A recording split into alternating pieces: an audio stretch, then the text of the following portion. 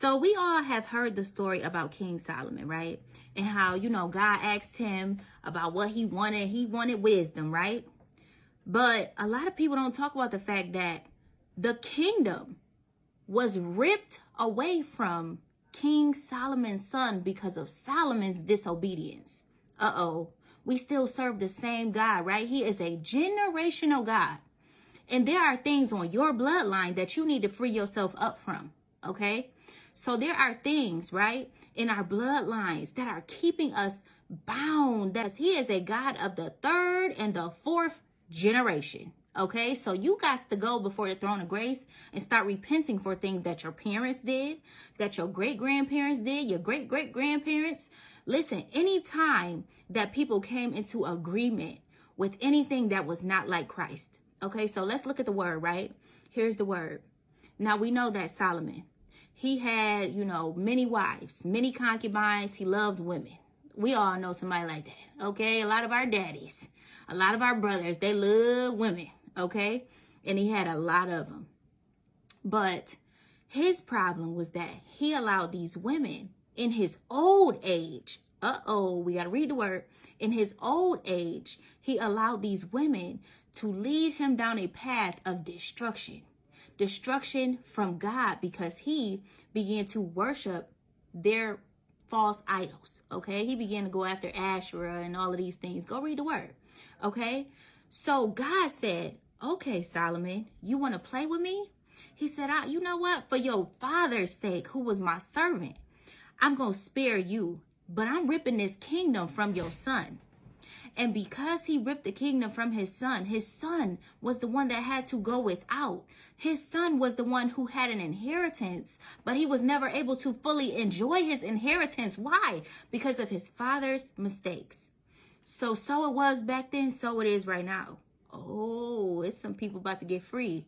Some people about to get free, because it's some things, when God looks down on you, he sees the sins of your ancestors, me included. When God looked at me, before he, revealed these things to me about what was going on in my bloodline, looked at me and saw all of the adultery, this, that. Like, he looked at me because I was the one that had all of that on me. And because I didn't understand or know, it just felt like, I'm like, God, why do it feel like, like I'm being stopped? And God's like, because you are.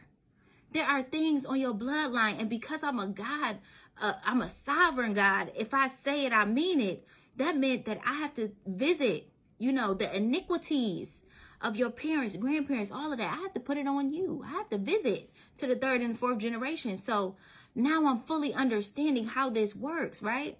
So the Lord is causing many of us to be set free in this time, right? From ungodly covenants. There's some covenants that your parents have made. There's some covenants your great-grandparents, great-great-great-parents. Listen, I don't care. You best get into your quiet time and repent for those things on behalf of anybody in your family. I don't care what it is. You better start calling out everything. It's some things, some perverted things. You better get very graphic with God and start repenting for those things. I'm not going to say them because I don't want this video to get flagged. But I got into heavy detail on, I'm like, God, anything that I could think of, I'm repenting for it on behalf of my family. Okay, because when you look at me, I don't want you to see the iniquities of them. I want you to see me for me, fully operating how you called me to be. Okay, so some people are about to get free from some things. I'm pretty sure there was a void with his son Rehoboam. I hope I'm saying that right. His son probably was like, wow, this cannot be the same kingdom. Like, God was gracious and still gave him one kingdom, which was Judah. But all the rest of the kingdoms, he gave to somebody else. Could you imagine seeing somebody else benefit from what rightfully belongs to you? Oh, you better understand it. God still works in the same way. That's why I tell y'all, we have to look at the Bible and the Old Testament like a textbook, okay?